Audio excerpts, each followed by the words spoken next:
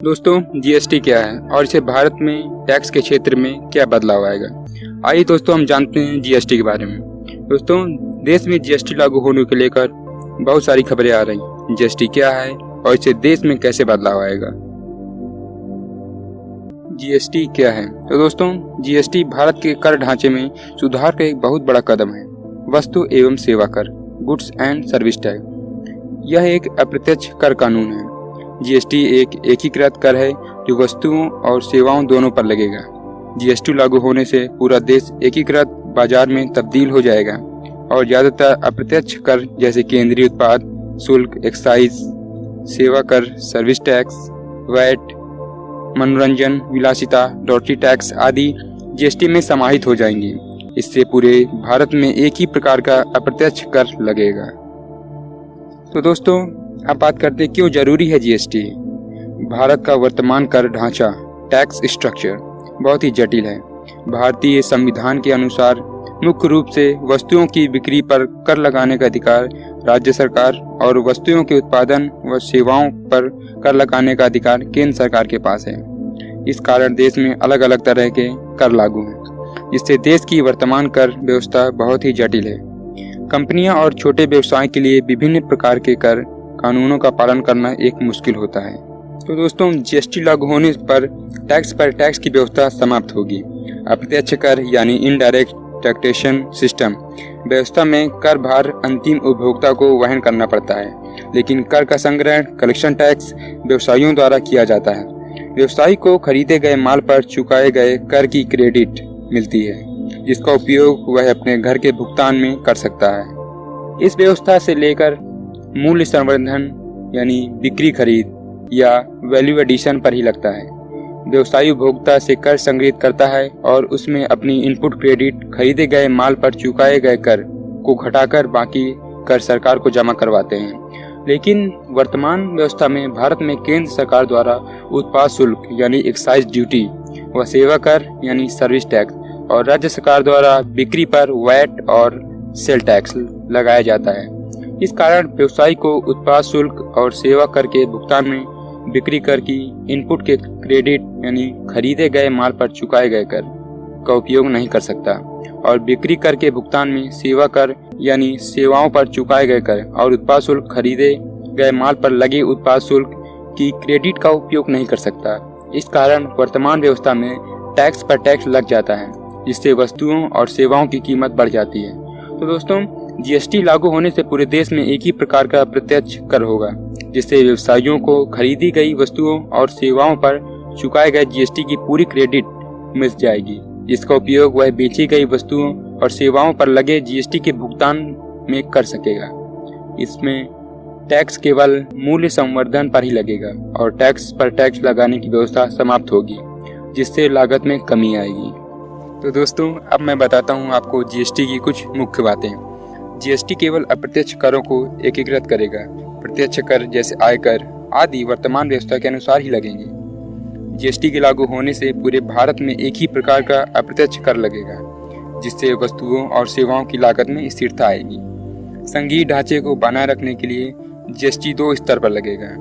CGST यानी केंद्रीय वस्तु एवं सेवा कर और एसजीएसटी यानी राज्य वस्तु एवं सेवा कर। सीजीएसटी का हिस्सा केंद्र को और एसजीएसटी का हिस्सा राज्य सरकार को प्राप्त होगा। एक राज्य से दूसरे राज्य में वस्तुओं और सेवाओं की बिक्री की स्थिति में आईजीएसटी यानी एकीकृत वस्तु एवं सेवा कर लगेगा। आईजीएसटी का हिस्सा केंद्र सरकार और दूसरा हिस्सा वस्तु या सेवा का उपभोग करने वाला राज्य को प्राप्त होगा। व्यवसायी खरीदी गई वस्तुओं और सेवाओं पर लगने वाले जीएसटी की इनपुट क्रेडिट ले सकेंगे, जिसका उपयोग वे बेची गई वस्तुओं और सेवाओं पर लगने वाले जीएसटी के भुगतान में कर सकेंगे।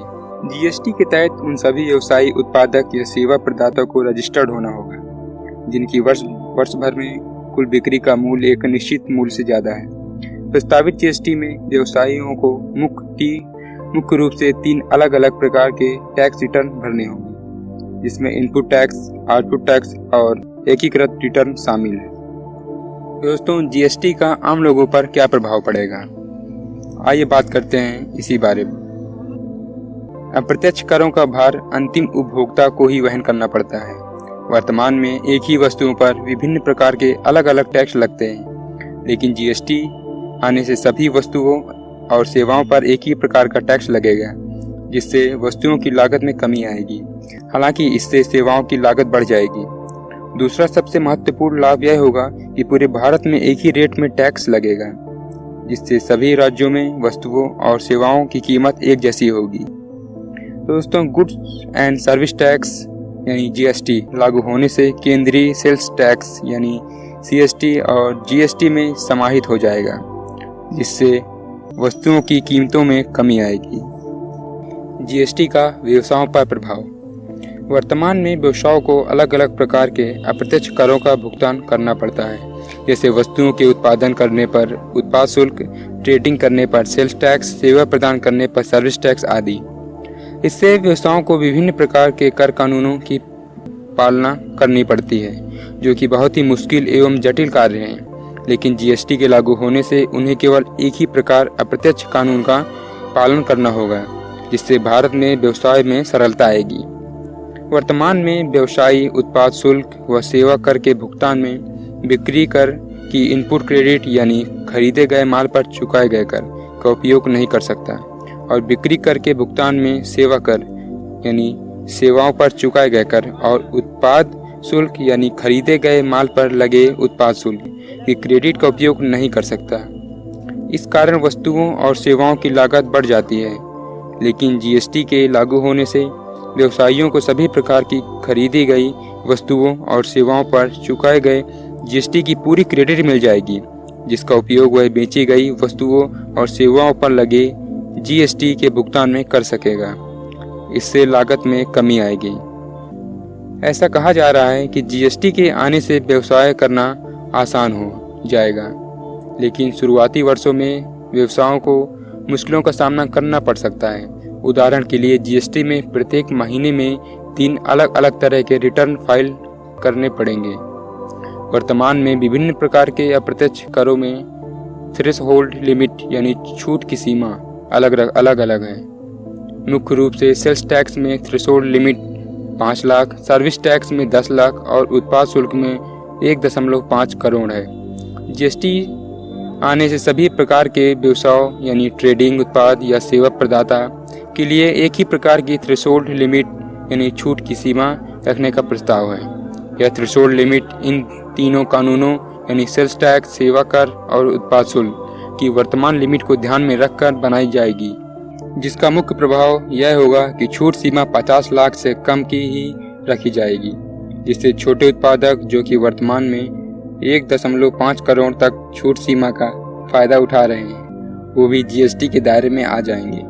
वर्तमान में एक राज्य से दूसरे राज्य के में माल बेचने पर 2% की दर से केंद्रीय सेल्स टैक्स लगता है, जिसकी इनपुट क्रेडिट नहीं मिलती। जीएसटी के लागू होने के बाद से केंद्रीय सेल्स टैक्स नहीं लगेगा, जिससे वस्तुओं की लागत में कमी आएगी। दोस्तों, अगर आपको हमारा वीडियो पसंद आया हो, इसे लाइक करें, शेयर करें और हमारा चैनल सब्सक्राइब जरूर करें।